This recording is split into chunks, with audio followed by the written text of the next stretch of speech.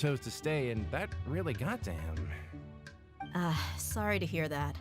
I'll be sure to bring him some great liquor next time. I left in a hurry and I couldn't make it back in time for the event. Gotta admit, I can understand their disappointment, though. You're our brigade's main selling point, after all. Now, if only the deputy could figure out a way to bring a few more smoking hot members into our ranks. Keep dreaming. Remember the last time I invited a couple gals into the brigade? You all just froze up with your mouths gaping like a bunch of scarecrows. The awkward silence and weird expressions left quite the impression on them. They were originally interested in joining us, but after that, they both told me they were too uncomfortable to stick around. Hey, didn't we agree to never bring that up again? Huh? Wait, are you serious? Why have I never heard about this? I don't think you were part of the brigade yet. Are you kidding me? I missed a once-in-a-lifetime moment like that and you weren't even gonna tell me? All right. We can tell you about it later. Now's not the time. Hey, don't you try to change the subject. You and Hisham get your butts over here and tell me everything right now.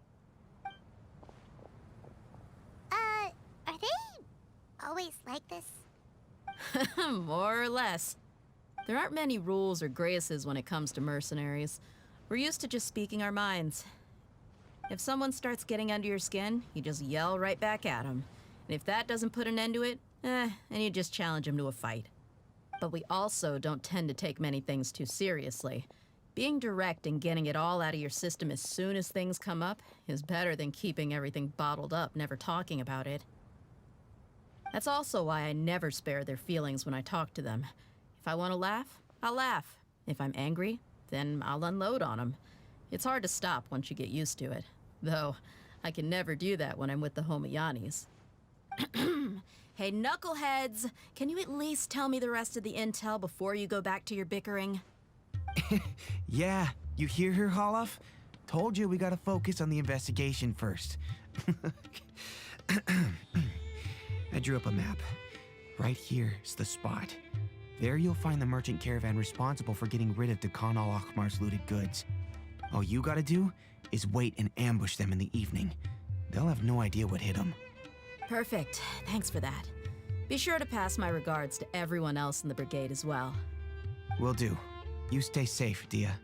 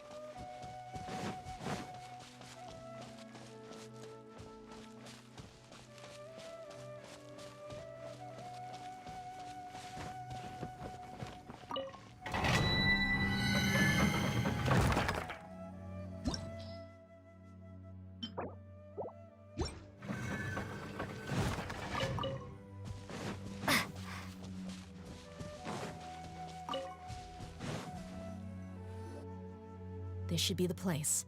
Let's find a spot to hide and bide our time. It's gonna come down to a fight one way or another, so let's all be careful. No need to worry. She knows her way around a fight. I'm not worried about that. What I meant is that we probably shouldn't go too hard on the enemy. After all, we still need to get information out of them.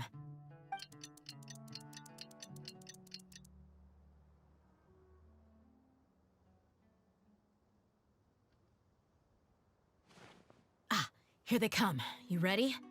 Let's not give them a chance to react and end this quickly.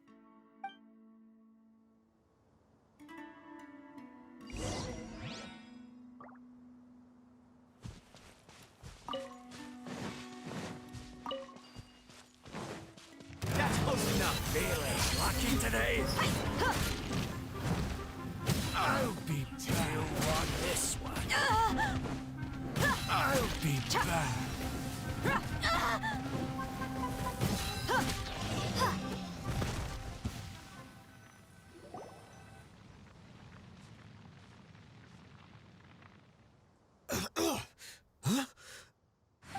You're the Flame Mane. Good. That saves me an introduction. All right, time for a little talk. Are you buddies with Dakana Lakmar now? Tell me, what are they after? You know the code of being a mercenary just like everyone else. The first rule is to never divulge key information about our employer. What makes you think I'd talk?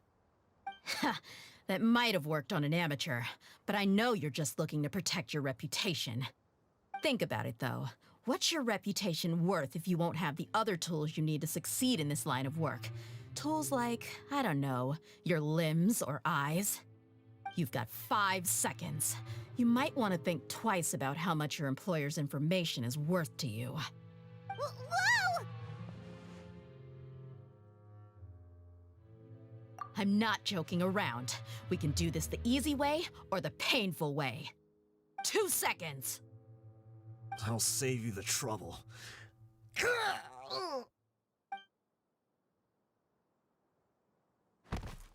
Huh? Are you crazy? He tried to bite off his own tongue. Quick, search the area for any first aid supplies. I definitely didn't expect him to go that far. Thankfully, the wound wasn't too deep, and he just passed out from the pain. But why would he be so extreme? I just wanted to test his mettle. You can get a lot of mercenaries to talk just by threatening them. I didn't expect him to be willing to go through so much pain just to deny us some intel.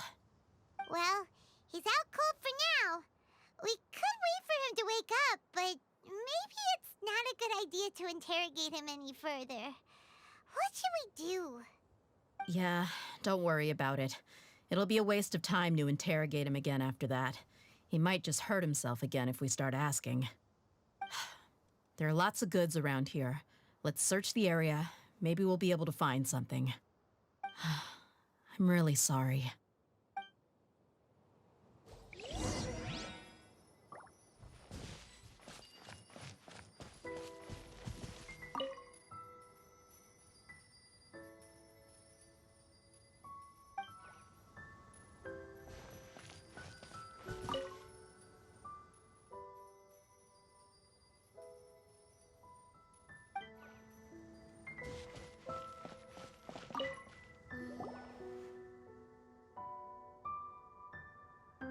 We found a piece of paper with a bunch of names on it.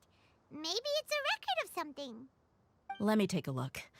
If this really is a merchant caravan, they should have a record of their transactions. Yep. I see an entry for Dakana Lakmar right here. Kusela, Idrisi, Bashar, and Takriti.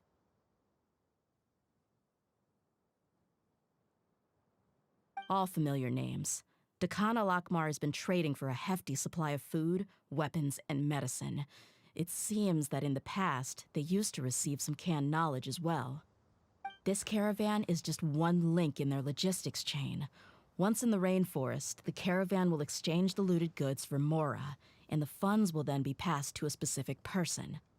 That person will then pack the caravan full of necessary goods, which will then be brought right back to Dakana Lakmar. Wait, why is there no Mora value recorded for the final transaction? No value? Yeah, every transaction before the last one was marked with an exact amount of Mora, but the final one, where they paid for everything to be brought back to the desert, was simply marked as delivered.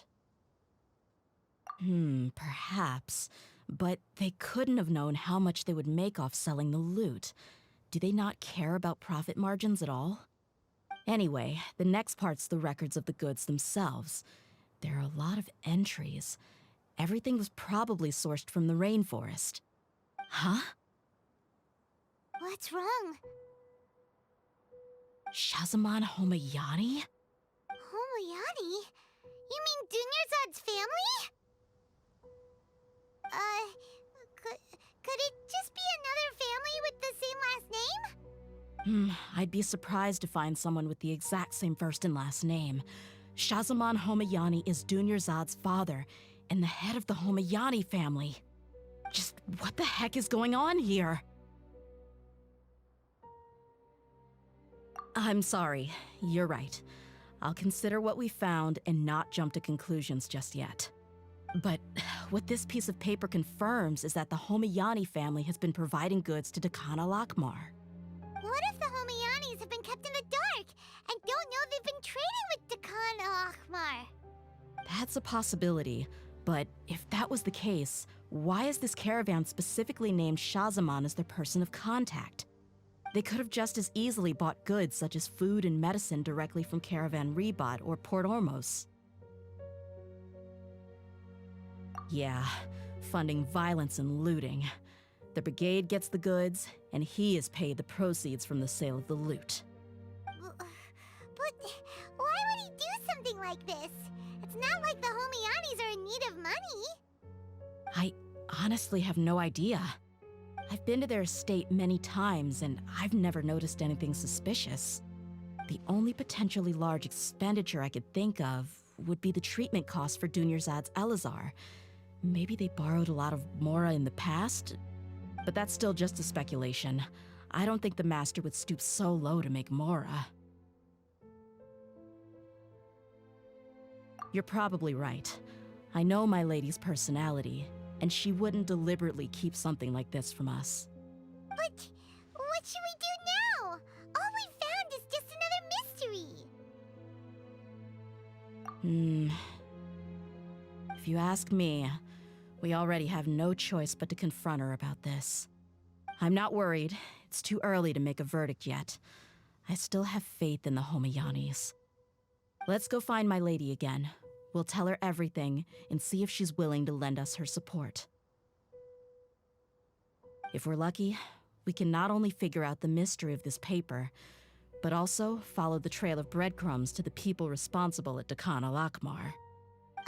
Dia, are you sure this is the best decision?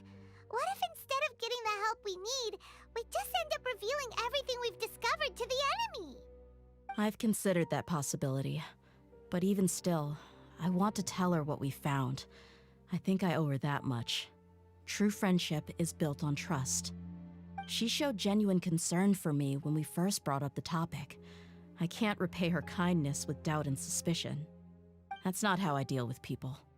You're right. Paimon wants to trust Dunyarzad too.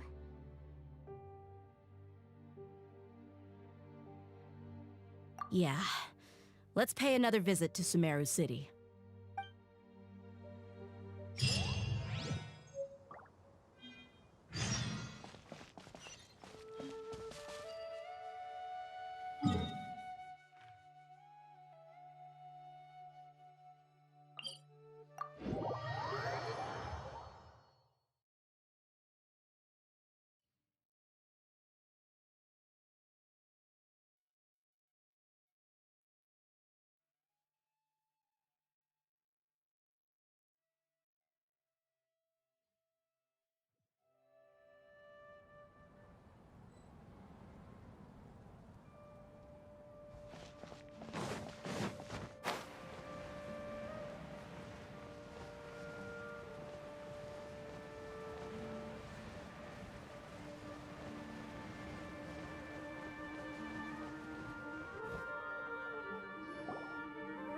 We're back, my lady.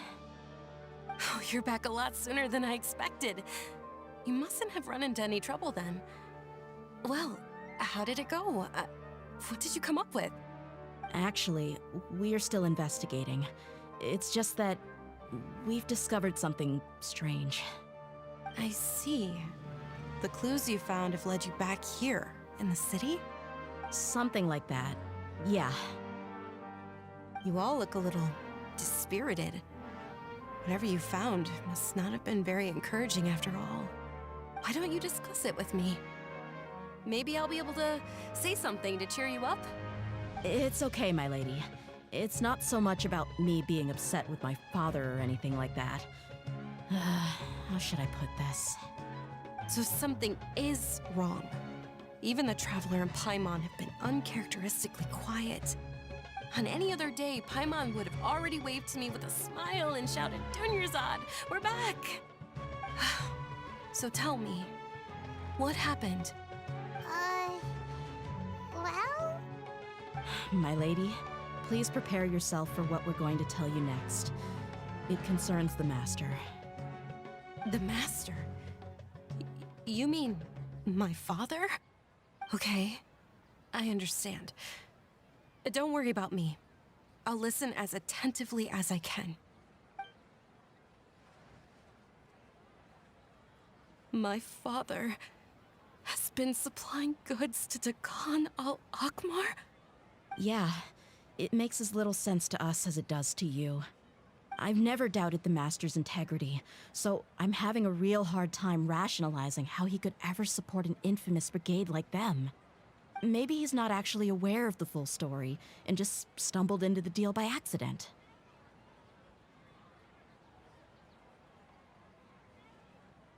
I can't help but agree with the Traveler. Huh? You mean you feel the same way, Dunyarzad? Thank you for sharing all this information with me. Since you've told me everything you know, I should also tell you about some doubts that I've been harboring for quite a while. In the past, I thought that my father hired a bodyguard for me so that I wouldn't run away and get lost. However, there are plenty of capable mercenaries in the Corps of 30. Why did my father go out of his way to hire Dia? About that. Well, the Homayanis really needed bodyguards, so they reached out to the Blazing Beasts. Later, the Master told me that I was one of the best mercenaries he'd ever seen, and that I should stick around to become one of his bodyguards. He offered me a pile of Mora, so I just signed on. Well, but that didn't really answer my question. Just think about it. Why did my father specifically reach out to the Blazing Beasts? Maybe the Corps of 30 just didn't have anyone available, or maybe someone recommended us. I've never given it too much thought. I think I get what you're saying. You'd think none of this was a coincidence. Precisely. At first glance, nothing seems strange or out of place. But there are many parts of the story that don't actually make any sense. If my father had always been in contact with Dakan al-Akmar, then it would make sense for him to bring Dia into our house. You mean the goal all along was to get Dia to be your bodyguard? No, that's too much of a stretch. I cut all ties with my father a long time ago. He has no control over my life anymore. But that still doesn't rule out the possibility that your father has still been trying to influence your life without you knowing. So, the Master was not likely an innocent victim in all of this? Sorry we put all of this on you so suddenly, Dunyarzad. It's okay, Paimon. I should actually be thanking you. Regardless of his reasons, if my father has truly been funding a violent group of mercenaries, then it's my duty to bring him back to reason. But is that really the right thing to do? My father has committed many atrocities and deserves all the punishment that he has coming to him. I have zero sympathy for him. You may call me an ungrateful child, but my feelings will remain the same. However, the Homayani family has treated me with nothing but generosity and kindness. If we decide to investigate this further, we could end up implicating the entire Homayani family,